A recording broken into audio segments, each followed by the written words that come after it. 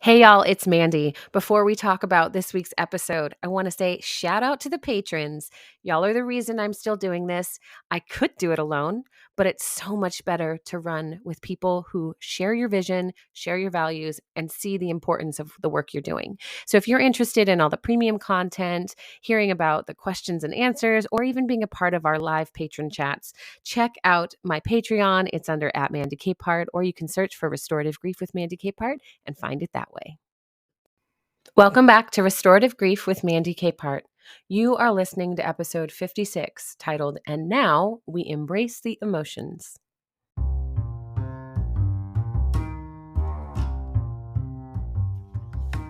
Do you ever name difficult emotions or just try to will yourself into feeling differently? We often say we need to feel our feelings, but that's really not as helpful as we think.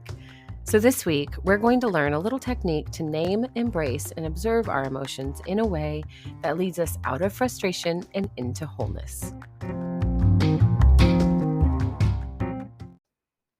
Before we get on the road here, let's take a moment and name the differences between feelings or emotions because they're not necessarily interchangeable, and that is part of our confusion in the first place. Our feelings can be one component of an emotional experience, but feelings are experienced consciously and usually through our bodies. They don't necessarily relate to an emotional experience, and they are pretty continuous, giving us an understanding or a readout, so to speak, of our internal state of being. Emotions, on the other hand, are a specific conscious or subconscious response to an event. They can affect our thoughts and body responses as well as influence our behaviors, especially when it comes to an emotion like fear or another uncomfortable emotion, causing our body to prepare for a response. They affect our nervous system before we can even rationalize what's happening. But most importantly, our emotions are automatic and unconscious, meaning we don't choose an emotion just to experience it and then stir it up from deep inside. I wish that were the case. But that's kind of where positive psychology proponents veer into far left field and wind up with toxic positivity. So now that we have a little understanding of the difference between feelings and emotions, hopefully you can see why feeling your feelings isn't a completely helpful statement. It has nothing to do with the emotional responses or the sources of those emotions. That phrase helps us identify how we're experiencing the emotion in our bodies, but it doesn't empower us to recognize the source and make a shift in the way we think about, experience, and move through our emotions. So let's return to that first question that I asked. How often do we name and embrace our emotions? And by name, I mean, how often do we check in and say, oh, I'm experiencing sadness. This feels like a weight in my chest and a racing heart. Maybe this could be fear. By naming what's going on for us, we begin to see the thing as separate from our identity. It's easy to say, I'm sad or I'm afraid, but that puts an awful lot of power into the hands of our emotions. And often, this is the reason why we don't know where to begin to move through the emotional explosions we encounter in grief. Because our emotions are separate from who we are as individuals. Naming the emotion gives it separation, and from there, we can gain a little more distance to see the source, which may not be an obvious one, and to decide what we actually want to emote and feel going forward. So, before we get to the second half of deciding what emotions and feelings we would prefer, we have to do a little embracing first. The next time you experience a strong emotion rising up, I want you to pause and name it. This morning, I experienced a flood of anger, followed almost immediately by regret. In my situation, it would have been so easy to follow those emotions with feelings of inadequacy, failure, disappointment, and pain in my body, and more. Instead, I gave myself a moment to close my eyes and place my hand on my chest. With a few measured breaths in and out, I visualized anger and regret standing in front of me, embodied.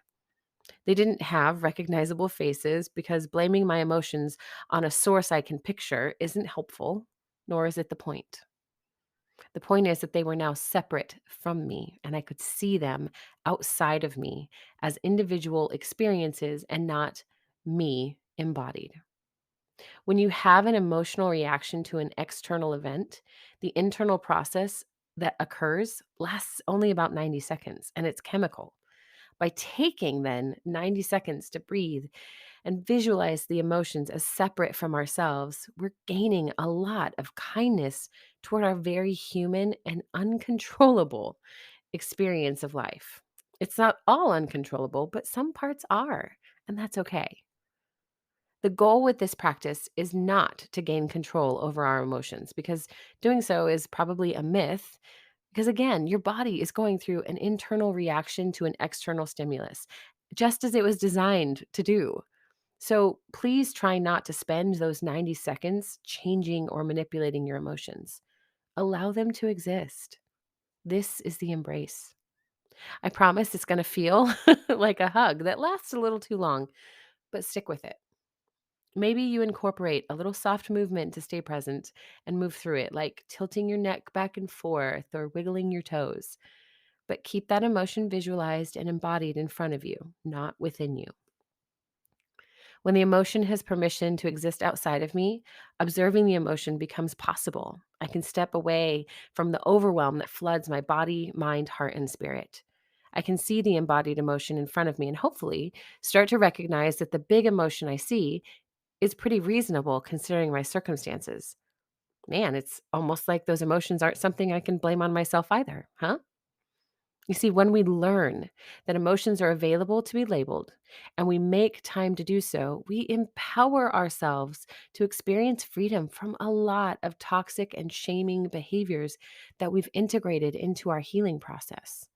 And we all pick up harmful advice along the way, myself included. So as you're listening to this, please be gentle with yourself. You're just trying to find healing. It makes sense that you find processes and ideas along the way that don't quite serve. So 90 seconds have passed, right? Check in with yourself. Do you feel differently? Do you want to experience a different emotional response for that moment or going forward? See, as grievers, we tend to ruminate on emotions and feelings as we look for healing. We can become enamored with our own emotional loops, allowing ourselves to get a little lost in the experience of our grief and forsaking the story of our loss. And side note, yes, our stories and our experiences of the story are different, but that's a conversation for another day. One way to decide if you are emoting and feeling safe in the experience of your story is to assess your core values. That's right. We're talking about core values again. What matters to you? Core values matter to me. When you have a big emotional response that you're not interested in repeating, one way to help yourself process through those emotional moments of observation is to check in with the values that you are holding in this season as crucial to your wholeness and healing process. See, this is how we assess and move forward. We've named our emotions, we've allowed them to exist without trying to change them, and then we have a chance to make some decisions. We can choose to ruminate, trying to cognitively solve a problem that has no solution, like the death of our loved ones, or we can choose to explore our core values and the emotions they generate in our lives. See, my core value of connection allows me to recognize that when I'm activated in anger and regret, I am living outside of connection to myself and to others. And maybe I can't change the atmosphere, the situation I'm in, but I can allow my emotions 90 seconds of time or more, if I'm able, to simply exist and then shift. Remember, emotions are information. We can easily vilify them, pretending the idea of stiff upper lips is a real thing. Or we can name, embrace, and observe the emotions to regain our sense of peace and develop true emotional resilience.